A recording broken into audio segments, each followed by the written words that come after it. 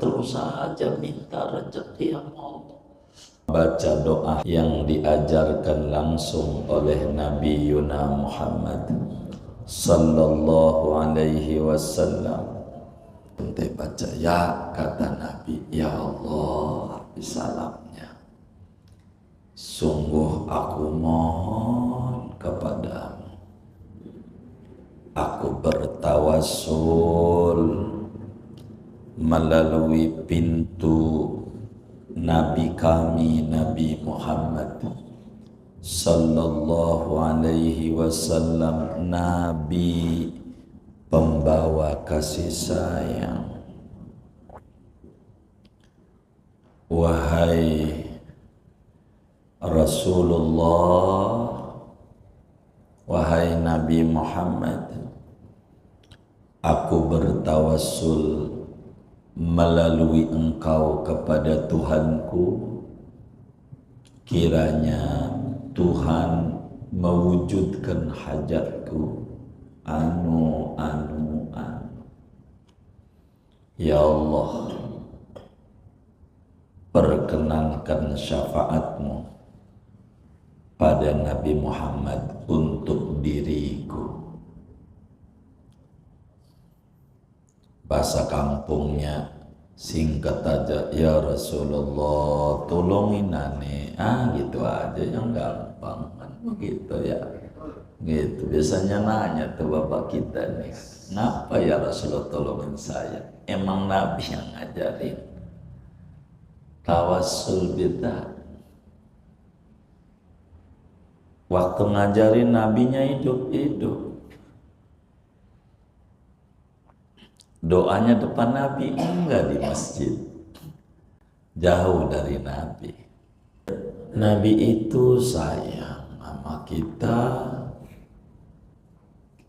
apa aja yang kita dibutuh, diajarkan solusi-solusi terbaik agar supaya tidak ngeluh di Facebook, tidak ngeluh di WA, tidak ngeluh di status, tidak ngeluh di warung kopi, ngeluhnya sama Allah, ngeluh sama Allah, ngomong.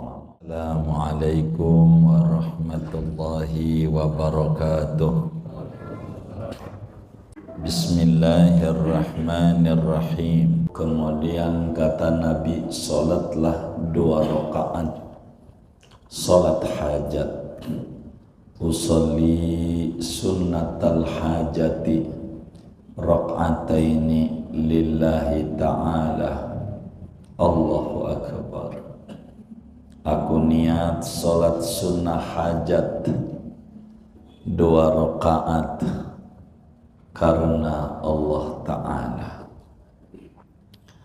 Habis salam baca suratnya, surat langganan aja yang bisa. Apaan? Qul ya kulhu. Rakaat 1 qul ya, rakaat kedua kulhu.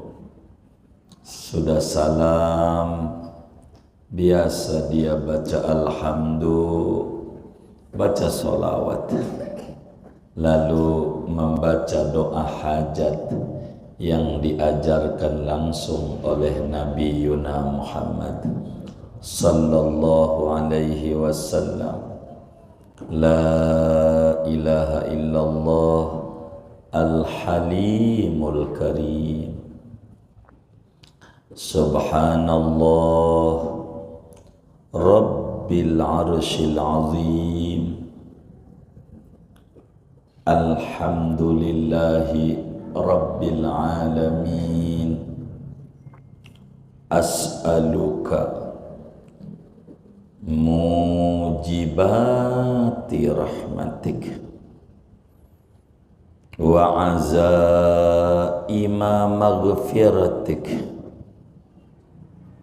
wal ghanimata min kulli birrin wassalamata min kulli ismin la tada'li damban illa ghafartah wala hamman illa farajtah wala hajatan hiya laka ridon illa qadaitaha ya arhamar rahimin. Baru sebut hajatnya, duit ya Allah, duit. Begitu. Kalau hajatnya duit, kalau hajatnya yang lain. Begitu doa kita baca sama-sama. Bismillahirrahmanirrahim. La ilaha illallah Al-Halimul Karim. Subhanallah Rabbil Arshil Azim. Alhamdulillahi Rabbil Alamin.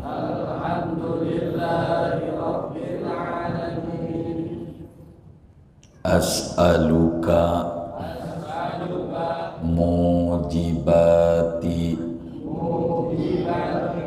rahmatik wa azaima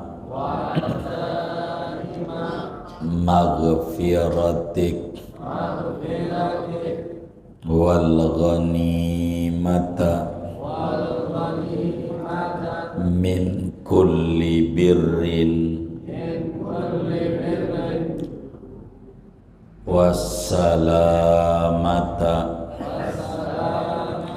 min kulli ismin la tada'li dzamban illa ghafartah wala hamman illa farajtah wala hajatan hiya laka ridon illa qadaitaha ya arhamar rahimin. Nabi itu sayang sama kita, apa aja yang kita butuh diajarkan solusi-solusi terbaik agar supaya tidak ngeluh di Facebook, tidak ngeluh di WA, tidak ngeluh di status, tidak ngeluh di warung kopi, ngeluhnya sama Allah, ngeluh sama Allah, ngomong sama Allah. Sholat hajat diajarin bagi orang yang mengikrarkan dirinya yakin tiada Tuhan kecuali hanya Allah, yakin bahwa Nabi Muhammad adalah Rasul utusan Allah, maka diajarkan untuk mengerjakan sholat hajat sebagai menyatakan kelemahan diri di hadapan Tuhan yang Maha Kuat, ketidakberdayaan diri di hadapan Tuhan yang Maha Kuasa segala-galanya. Kita harus ngadu sama Allah sebagai hamba. agar supaya Allah berikan solusi terbaik di dalam segala persoalan-persoalan kita. Ini sholat hajat namanya.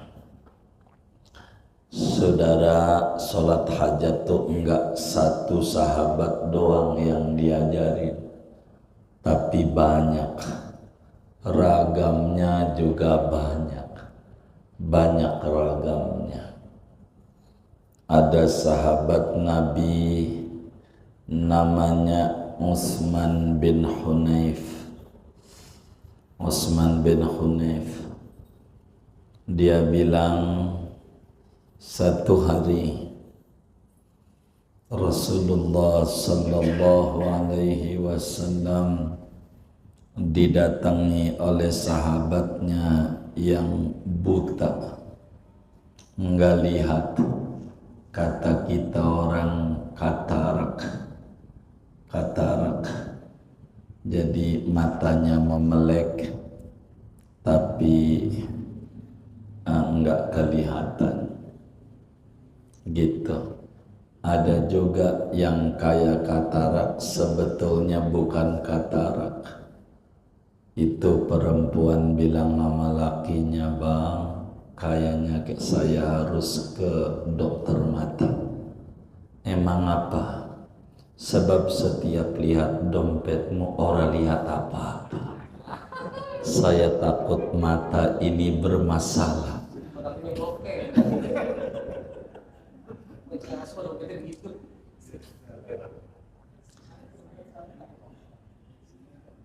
Jadi dia datang sama Nabi besar Muhammad sallallahu alaihi wasallam. Dia bilang, ya Rasulullah, saya ini kurang lihat matanya. Doalah buat saya. Kata Nabi, sholat hajat aja. Sholat hajat di masjid, tapi tempatnya ya begitu, masjid. Jadi ente wudu dari rumah, kata Nabi, wudu jalan ke masjid. Mau siang kek, mau malam kek, yang penting mau jangan ba'da sholat asar, jangan ba'da sholat subuh, jangan.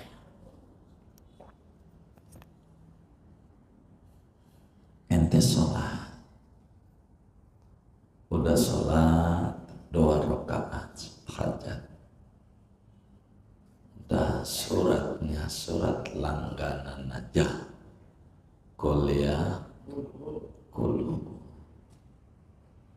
Udah salam, kamu doa begini. Doanya, kata Nabi, lain lagi. Begitulah Nabi sayang kepada umatnya. Jadi biasa, alhamdulillah, salawat, doa, salawat, alhamdulillah.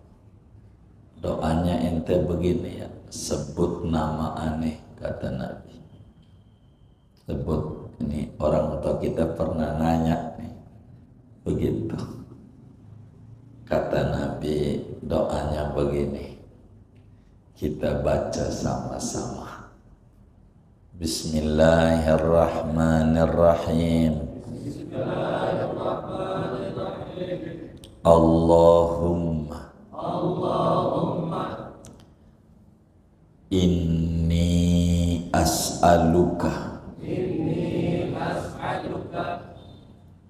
wa atawajjahu ilaika binabiyina Muhammad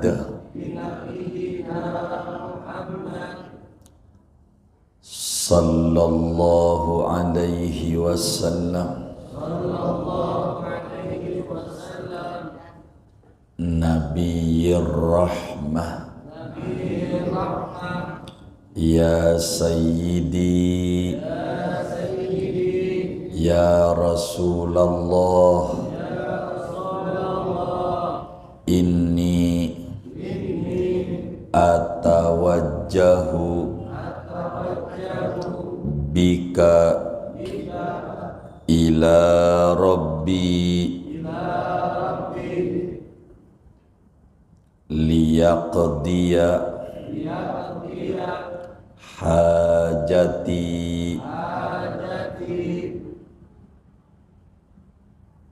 titik Allahumma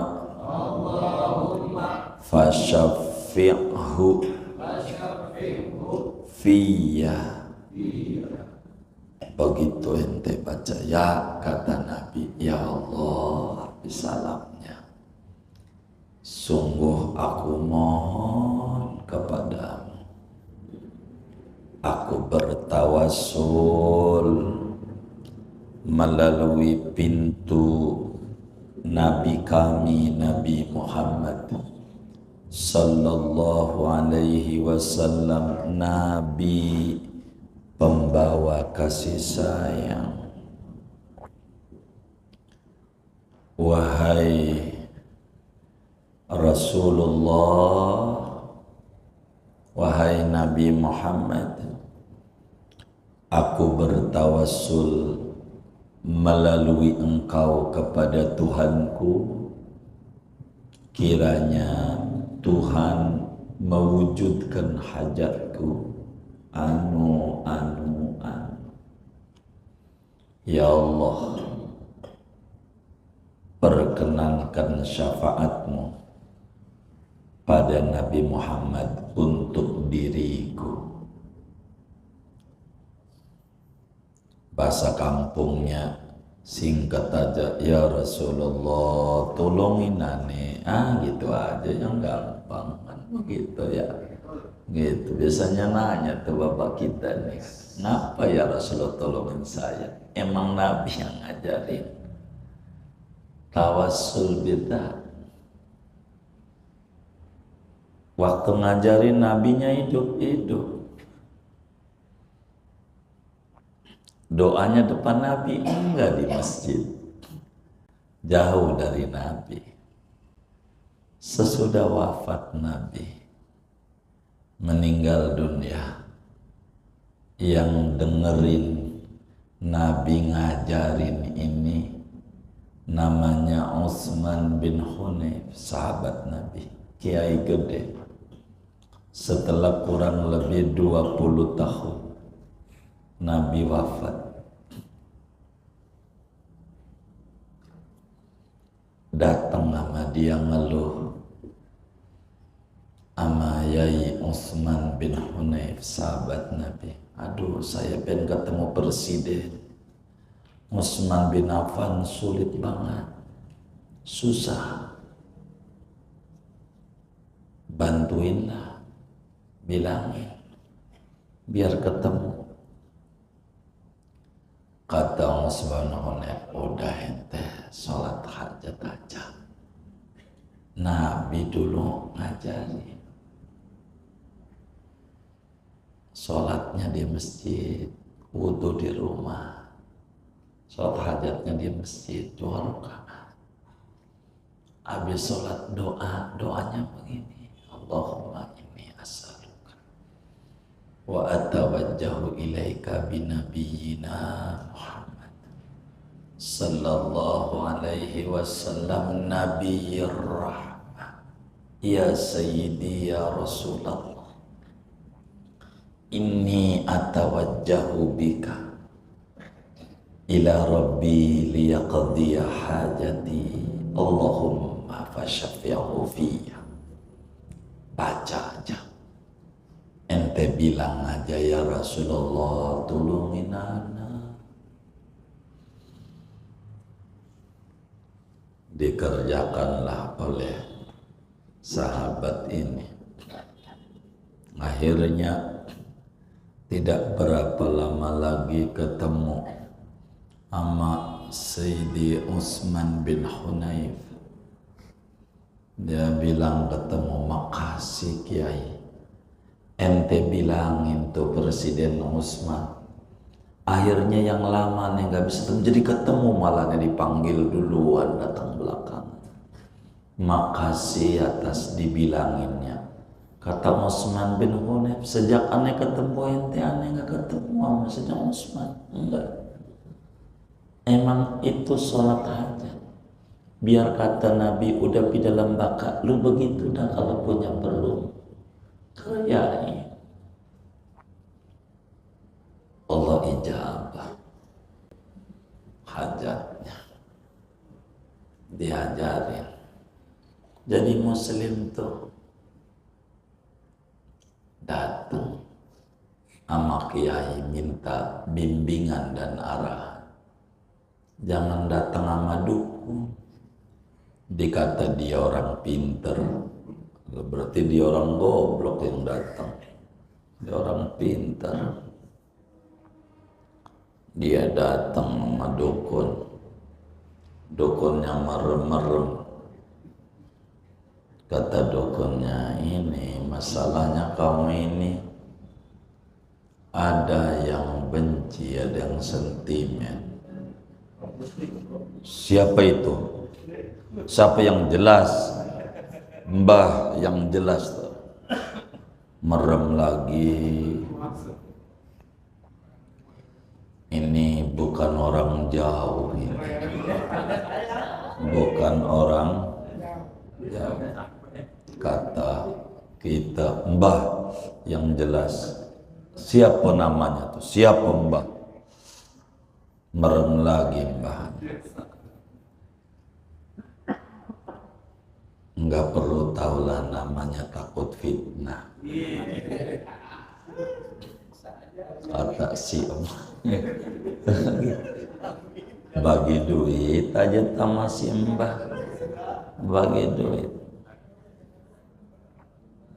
Begitu, kalau begitu mau nggak usah dia, gua juga bisa. Begitu, kalau timbang begitu nggak usah pakai dukun ke gunung-gunung, sampai naik kereta. Mau ngapain? Begitu jawab jadi orang majelis, kata simbahnya, kami ini ada yang benci. Puguh bah, Nabi Adam aja yang bener ada yang benci, Nabi Muhammad yang bener ada yang benci, apalagi gua yang banyak dosanya. Bah, itu mau bisa gua juga. Begitu. Ini yang benci ini bukan orang jauh, atau Pugu orang Papua mau nggak kenal.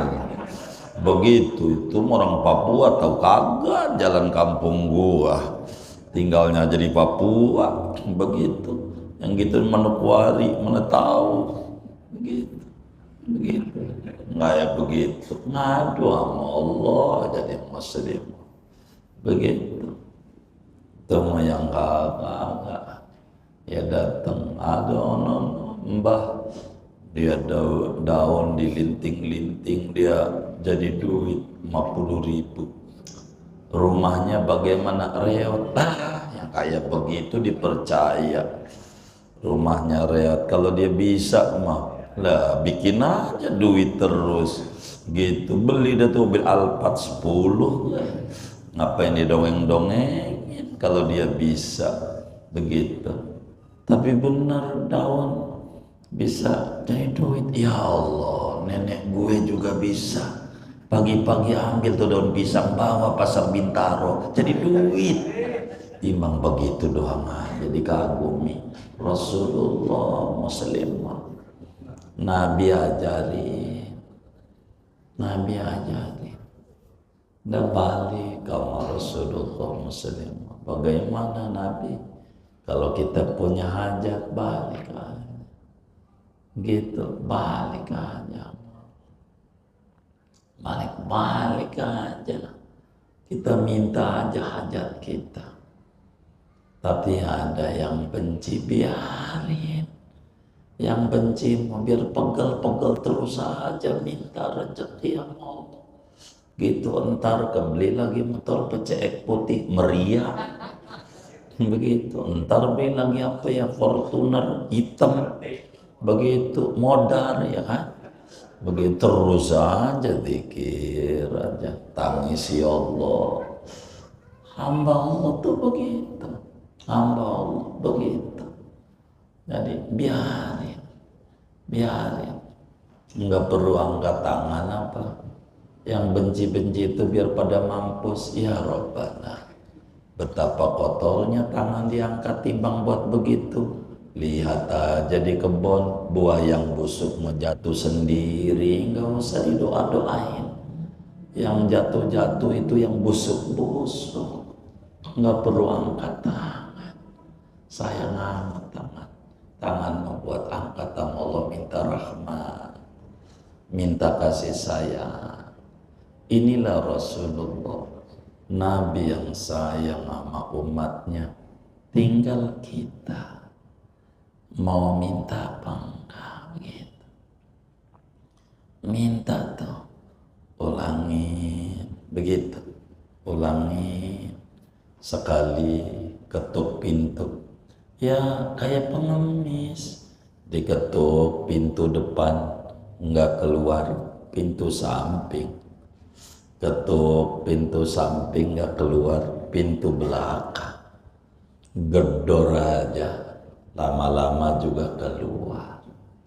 Begitu juga kita mau ketuk dengan sholat hajat model begini, ketuk lagi dengan sholat hajat model begitu yang diajarin Nabi, lama-lama juga dikasih amal. Jangan baru sekali ngerjain ngambek sama Tuhan, berhenti. Ini amalan gak manjur, bukan. Kitanya belum lempeng sama Allah. Amalan manjur, kitanya belum lempeng. Lempeng aja. Nanti Allah kasih. Ada lagi sholat hajat itu yang Imam Ghazali tuliskan di dalam kitab Ihya Ulumuddin. Kalau itu malam ngerjainnya, tapi bukan 2 rakaat, tapi 4 rakaat. Sholat hajat 4 rakaat.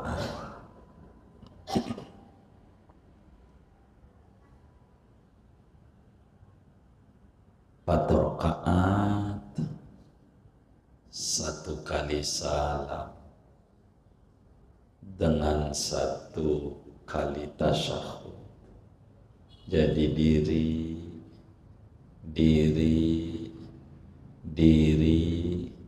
diri duduk. Jadi 1 kali salam, 4 rakaat usolli sunnatal hajati, 4 rakaat mustaqbilal qiblati da'an lillahi ta'ala. Aku niat sholat sunnah hajat 4 rakaat menghadap kiblat karena Allah Ta'ala.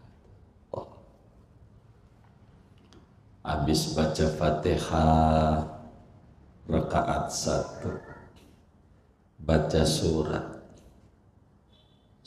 Qulhu 10 kali, 10 balikan, bukan Qulhu, bukan, sampai kufuan ahad 10,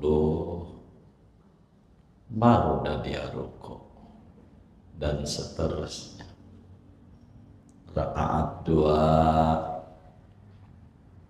baca Fatihah, baca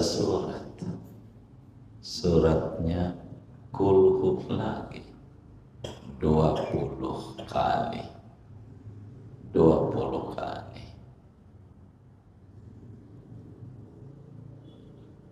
Udah 20 rukuk, Allah biasa. Ntar rakaat ketiga baca Fatihah, nggak ada tasyahud awal. Bangun, rapikan, baca Fatihah. Habis Fatihah baca qul 30 kali.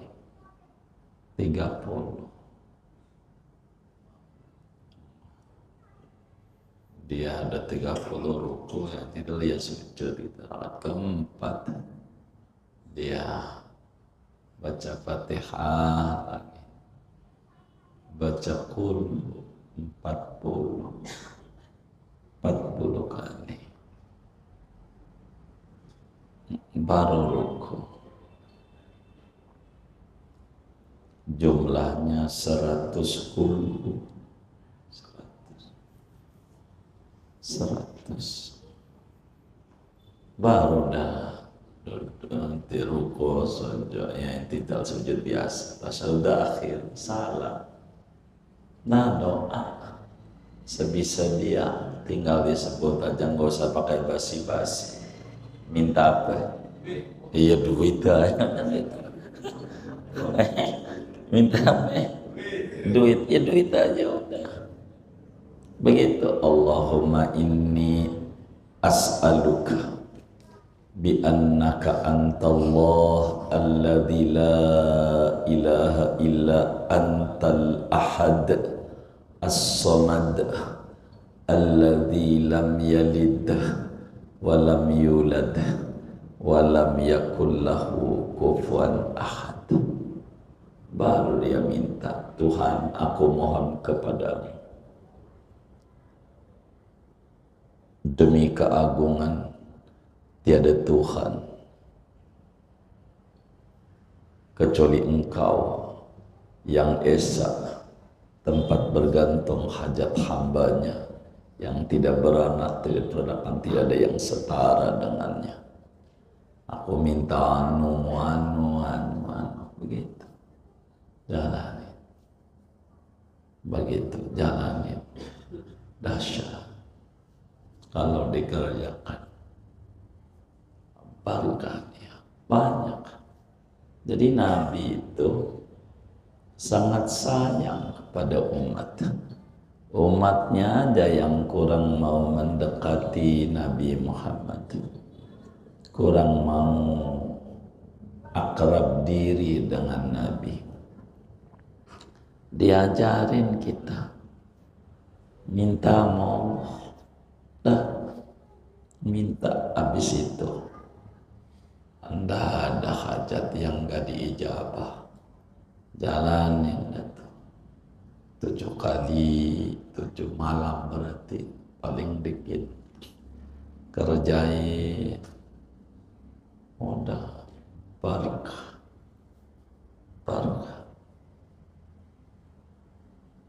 Saudara, banyak kalau dongengin sholat hajat ini banyak regamnya. Ada juga sholat hajat yang diajarkan oleh Imam Syafi'i, ulama besar pembangun mazhab Syafi'i, yang Imam Syafi'i dapat dari Nabi Khidir alaihi salam. Disebutnya salatul hajah li alfi hajah. Ini salat hajat untuk 1000 macam kebutuhan. Butuh sehat badan, sehat jiwa, sehat keluarga, sehat anak, sehat perusahaan, sehat kantong, sehat dompet, sehat temannya. Diajarin nama Imam Syafi'i. Kalau kita punya hajat, kata Imam Syafi'i, salat hajat aja dah. Kata Imam Syafi'i, 2 rakaat aja. 2 rakaat. Imam Imam Syafi'i dari Nabi Khidir 2 rakaat hanya. Rakaat 1 bacanya surat kuliah ayyuhal kafiru 10 kali kuliah kafir. Ada 10 baru ruku biasa dah sami Allah segala macam sampai sujud. Rakaat 2 baca Fatihah baru baca qul 10. Jadi Imam Syafi'i mah kuliah 10 kulhu 10. Kemudian habis salam sujud. Habis salam sujud. Baca sholawat 10 kali dalam sujud. Sholawat yang bisa aja, sholawat Ibrahimiyah ke sholawat sholat. Kamu suka sini Ibrahim sini Majid 10 kali atau sholawat Nariyah, yang penting sholawat Nabi 10. Terus baca subhanallah walhamdulillah wala ilaha illallah wallahu akbar wala haula wala quwata illa billahil aliyil azim 10 kali. Habis itu doa sapu jagat 10 kali. Rabbana atina fid dunya hasanah wa fil akhirati hasanah wa qina adzabannar. Habis itu minta sambil sujud tuh minta, ngomong sama Allah, ya Allah apa sih minta, silahkan. Bila itu dikerjakan, hajat model apa aja kata Imam Syafi'i enggak beres, mesti beres. Allah ijabah. Jadi banyak sebetulnya solat itu yang diajarkan di agama ini, tinggal kita muslim jangan jauh dari Nabi. Kita harus ikuti tuntunan agama supaya kita dikasih. Singkatnya, bagi orang yang punya hajat, berharap hajatnya diwujudkan oleh Allah, sunat mengerjakan sholat sunnah hajat. Yang penting jangan ba'da sholat asar dan jangan ba'da sholat subuh. Ini aja dah, dari banyak tuh segini aja. Wallahu a'lam bishawab. Ada yang ditanya mungkin dari materi ini atau di luar sebelum atau ada pengumuman? Baik. Sholat jamaah maghrib dengan isya, posisinya beliau mau sholat bisa digabung, tapi maghribnya ikut dengan imam merawatib harian di kampung tersebut. Apakah boleh langsung kita melaksanakan sholat isyanya jamaah takdim? Demikian pertanyaan. Boleh saja, Kalau jamak doang, kalau qasar nggak bisa. Kalau jamak ya kita ikut kepada imam yang ada, habis jamak jadi sholat anggap maghrib ikut imam yang di kampung situ jamak doang, maka isya harus minggir, begitu boleh. Kalau qasar nggak bisa. Kalau qasar jamak qasar gitu nggak bisa. Jadi umpamanya zuhur di makmum sama orang kampung situ, pengen zuhurnya 2 nggak bisa, batal qasarnya, harus 4 ngikutin imam yang ada, baru dia bangun sholat asar. Kalau dia sendiri atau sama rombongannya baru bisa qasar. Karena di antara syarat qasar tidak boleh bermakmum kepada imam yang sholatnya tamam. Ini aturannya, begitu kurang lebih demikian. Allah a'lam. Dua izin perihal rukuk. Kalau banyak kan untuk afdolnya itu seperti ini tangannya dulu atau dengan begini dulu atau afdolnya begini saja. Iya, tangannya ngadep kiblat. Coba aja duduk, coba duduk, gitu. Nah itu kiblatnya ke situ. Nah tangannya kayak begitu tuh ya, ngadep kiblat semuanya. Anggap kiblat satu. Betul iya. Cuman tangan ininya terbuka, keteknya terbuka. Iya, nah kalau dibuka jadinya. Masih banyak yang seperti ini bro. Oh iya, mungkin dengkulnya sakit. Kalau orang lain mah kita nggak bisa nyalahin. Bisa aja dengkulnya sakit ya. Begitu orang lain. Gitu. Kalau yang penting buat kita. Iya. Banyak. Jadi biarin orang mah. Nanti kalau dia ngaji bakal ketemu. Begitu, begitu. Kalau nggak ngaji. Kalau ngaji insya Allah ketemu ilmunya. Allah a'lam. Baik. Tentang sholat kita makmum ketahuinya yang imam rawatibnya sholat sunnah, yang di masjid ternyata sholat sunnah, kita sholat wajib misalnya. Enggak apa-apa, boleh saja. Jadi aja yang nggak boleh sholat jenazah imamnya kita ikut, nggak jadi. Jadi di antara aturan berjamaah itu harus sesuai susunan sholatnya si makmum dengan imam, artinya ada ruku, ada sujud. Kalau imamnya sholat sunat, apalagi nggak tahu dia sholat sunat, kita sholat wajib, jadi aja.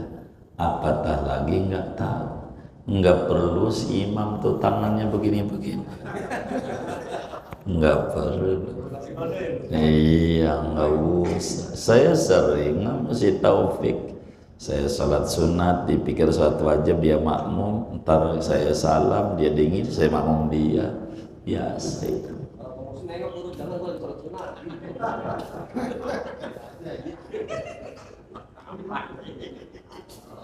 Satu lagi terkait sama aurat wanita.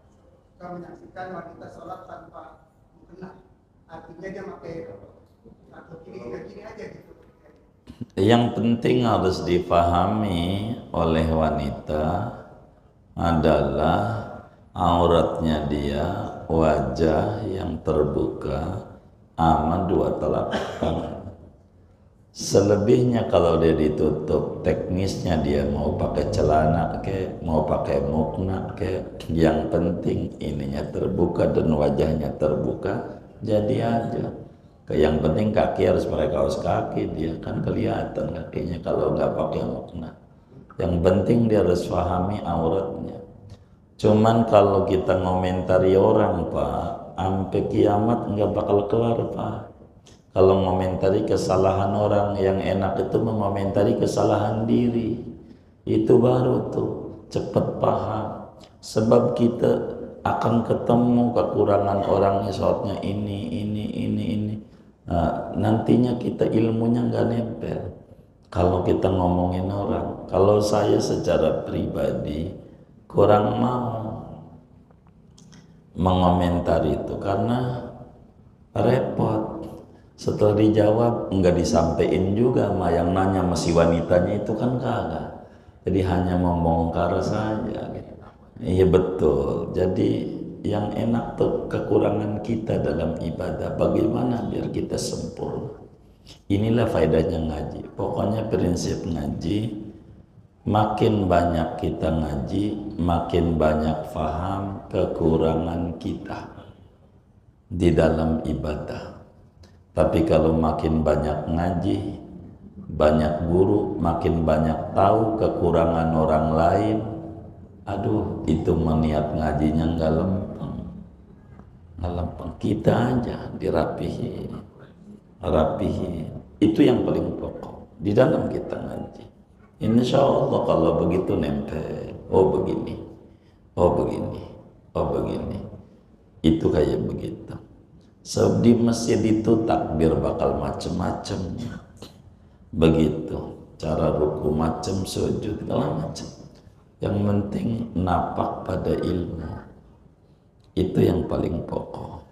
Paling pokok di dalam ibadah. Kurang lebih demikian. Wallahu a'lam. Ini ngaji terakhir, sayanya tidak bisa sebab 2 minggu akan datang kemungkinan saya posisinya ada di Thailand. Jadi tidak mungkin saya mengajar ngaji. Saya kemungkinan 2 minggu akan datang, tanggal berapa ini ya? 2 minggu akan datang. Tanggal berapa? Tanggal 5. Tanggal 5. Oh tanggal 5. Oh tanggal 5. 5 Maret. Oh 5 Maret. Oh 5 Maret enggak mungkin. Udah mau Ramadan 2 hari lagi saya harus berangkat ke Mekah. Tanggal 7 masalahnya. Jadi enggak mungkin. Jadi ngaji malam ini terakhir, saya enggak bisa meneruskan kajian. Begitu. Sebelumnya ini kita baca Fatihah. Ini ada infak bulanan untuk wakaf tanah di kebun kopi per Februari 2024, lingkungan Al-Barakah, Al-Muflihun dan sekitarnya. Dari Ustadz Mansuruddin 50.000, Umi Susan 50.000, Kaisa Zalfa 50.000, M Syafi Hadami 50.000, M Zaini Abdul Ghani 50.000, Bang Kimong 50.000, Bang Pepen 50.000, Haji Hasbi 50.000, Bang Umay 50.000, Bang Uda Uni 250.000, Bang Nasori 100.000, Bang Samarkan 50.000, Stadion 100.000, Bapak Anang 50.000, Haji Budi 50.000, Bang Nurman 100.000, Ibu Haja O'ok Kebun Jeruk 300.000 atas nama almarhum Haji Sabeni dan almarhumah Haja Asmah dari Kongamar Kebun Jeruk 150.000, RT Eko 100.000, Ibu Tini 50.000, Bima 50.000, Baihaqi 50.000, Nizar 50.000, Sabil 50.000, Haji Aril 600.000, Bang Hasan HFC 200.000, Bang Linda 150.000, Ayu Cingkosim 150.000, Ibu Haja Nikmah 400.000, Bang Wahyudin 100.000, Bang Taufik 100.000, Bang Dayat 50.000, Pok Yani Yuliani 50.000, Ali Khadewi 50.000, Fatir Ahmad 50.000, Bang Piandura 150.000, Bang Bandi 100.000, Bang Riko 50.000, Mbak Rica 50.000, Bunda Sulis 50.000 atas nama almarhum Budiman 50.000, Bang M Mista 250.000, Bang Didin 50.000, Mas Aris 50.000, Haji Yatno 300.000, Bang Husni 50.000, Pok Lela 50.000, Nabil Husni 50.000, Bilal Husni 50.000, Sahril Husni 50.000 atas nama almarhum Bapak Nani 50.000, atas nama almarhumah Ibunda Arpia 50.000, Umar 50.000, Bagir 50.000. Kita baca Fatihah. Mudah-mudahan infaknya para hamba-hamba Allah ini diterima oleh Allah, diganti berlipat-lipat ganda, diberikan rezeki yang luas, yang halal, yang barakah. Allah kabul hajat dunia, hajat akhiratnya. Allah lancarkan usaha-usaha dan ikhtiarnya, dan Allah sampaikan ganjaran pahalanya kepada almarhum almarhumah semua yang beliau niatkan kubur mereka menjadi raudhah min riyadil jannah. Allah curahkan limpahan ampunan, rahmat dan keridhaan di alam kuburnya. Bitilkan niat wa da'awat al-Fatihah.